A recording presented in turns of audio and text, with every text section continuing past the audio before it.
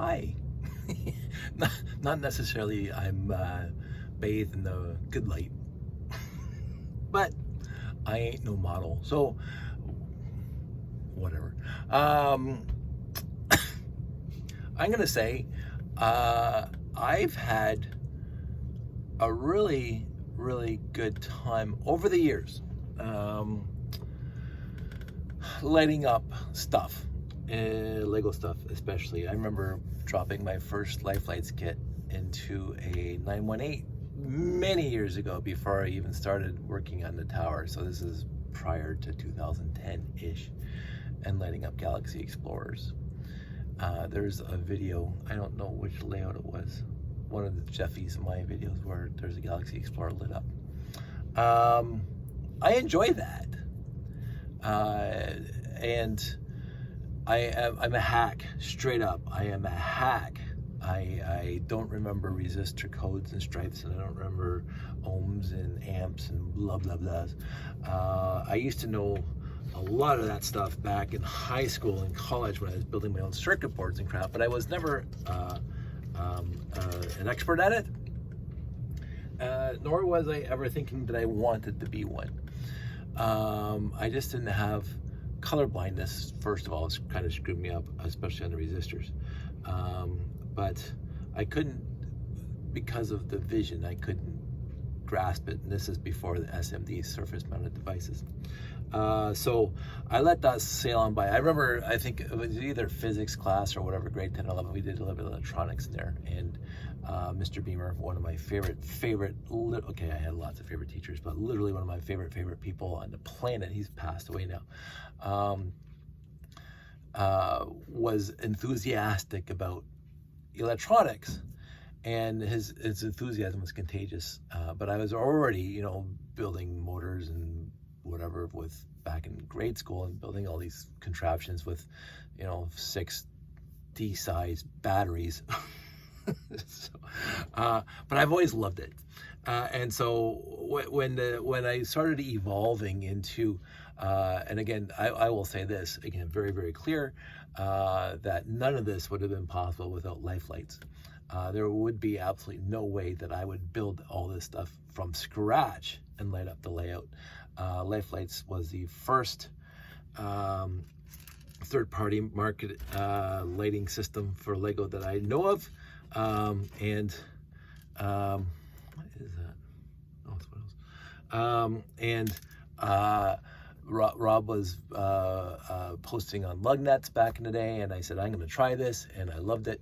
And it just kind of slowly, just like the monorail, externally controlled monorail, years went by. There was the initial thrust to get it started, and then there was some complications in the just 100% for me, not from the kits, and I just never life got busy, and until about 2009 and 2010, when I started saying, hey, I could change a lot from the layout over to Life Lights, and I started that. And so fast forward to 2011, the very first brick fet, the top part of the tower was lit up, and that was primo. And I think that was 5 or 6 or 7 Life Lights kits, and I think 1 or 2 Galaxy Explorers. But then between brick fet and then the next brick fet a year later, I had the entire tower lit up, which was, and again, with the landing pads and everything, everything was rebuilt from the bottom up and adding the wiring. But I will say this, so the Life Lights kits back then, were they battery operated? I think they were not battery operated. I think I had a 110 volt converter kit from Life Lights. I can't remember now. I know I got 6 of them now. Do I have more than 6? I think I'm more than 6 now. I think I have 10 now. Life Lights 110 volt converter kits, and that's why the electronic box is so heavy, because I got 10 wall warts, and that convert the 120 down to 3 volts for layout. So I'm hoping with this, I can get rid of the 110 volt kits and just use RCXs, because I got lots of RCXs, and the RCXs have 3 output ports each. So, anywho, long stories that I'm gonna keep on making long. There we go. We have a 9 volt on a train power supply, train regulator. Now I'm going to. I don't think I can turn this off because then I won't be able to see. Let's see what happens. It's pitch black in here. Can't do that. So I will connect this first. I'm going to connect this onto here. And then I'll connect this onto here. And then I'm going to put the cake topper on top.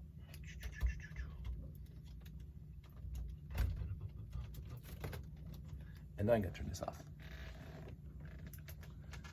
So now these 3 levels, let me turn it up, all the way up, are controlled by the train controller. Off, on, off, on. Now there's no, I guess it gets a little brighter. So I might be able to play with some variability. So this is full speed, and then turning it, and I think right there it dims, and then it just turns off. So there's basically 2. So what I'm gonna do now, that I got this entire top part done, and they are running off of 1 train controller, 1 power supply so far, and without anything, I'm gonna start working on the diamond, which has landing pads, which I'm gonna have to rebuild a lot just to get inside of it to the wiring. Putting the EL wire, again, taking this thing up, oh, this one's got batteries in it, taking this thing apart with this little thing and dropping inside. So I got 1 in here and I got 1 in here for the EL wires on each level, which is fantastic. So I'm not running a EL wire, transformer wire all the way outside. And the 9 volts, I have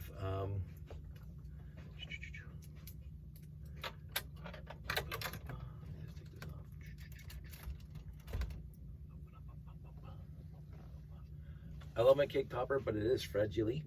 So I gotta take this thing. So what I did is I used when I ordered the wire, and I honestly want to tell you what the wire is, but I always forget the name of it. I've talked about it before. Is almost identical to the original Lego wire, except it's not going to deteriorate after 20 years. It's not going to zonify, but it comes in a ribbon cable of six wires, and the most left one has the designation, the white stripes on it. So what I'm doing is that this side, well, left side when I'm looking at it, this side is the positive and the black is the negative. So because if I do this, I'll show you. So I go back to here, put that here for now, whatever, and put this thing on here.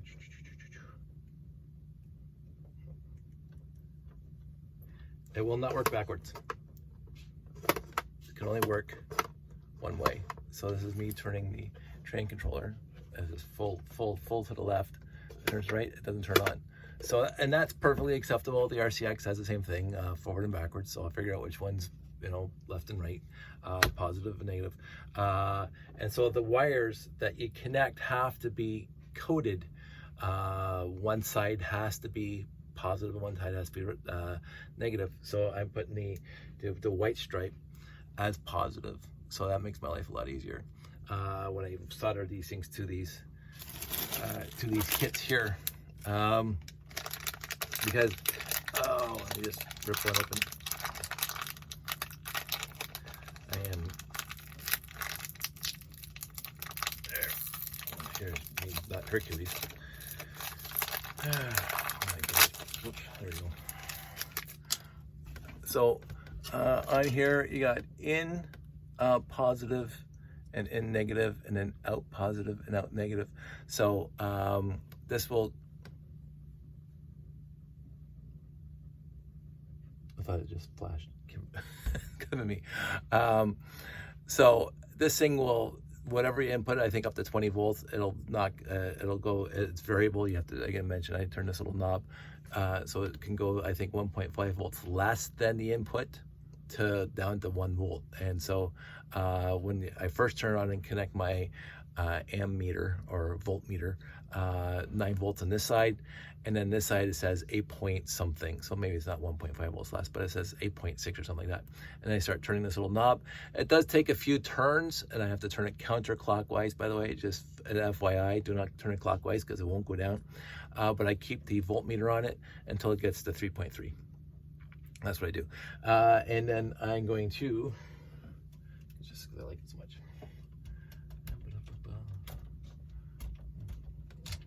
Oops, that didn't sound good. I might have to fix it up. I think something fell in there. Yeah, it's not going down. Oh, sweet. Good to me. Let's see.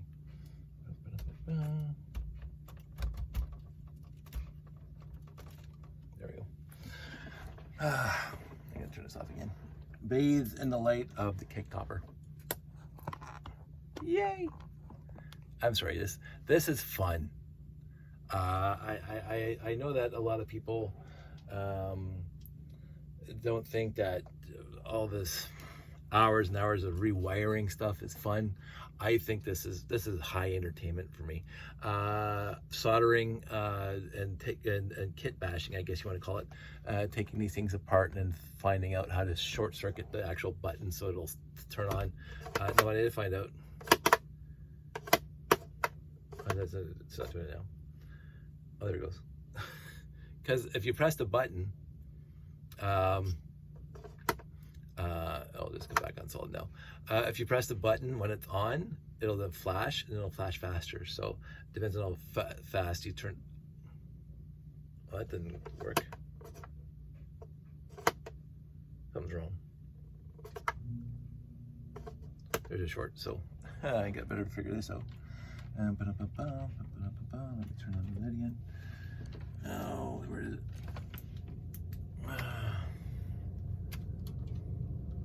That was unexpected.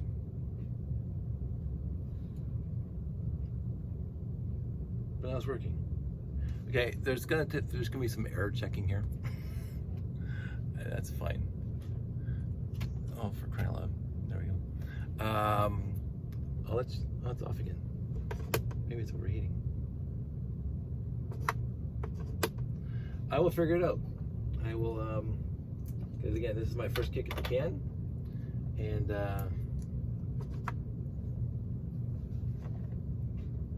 maybe I will have to use separate channels.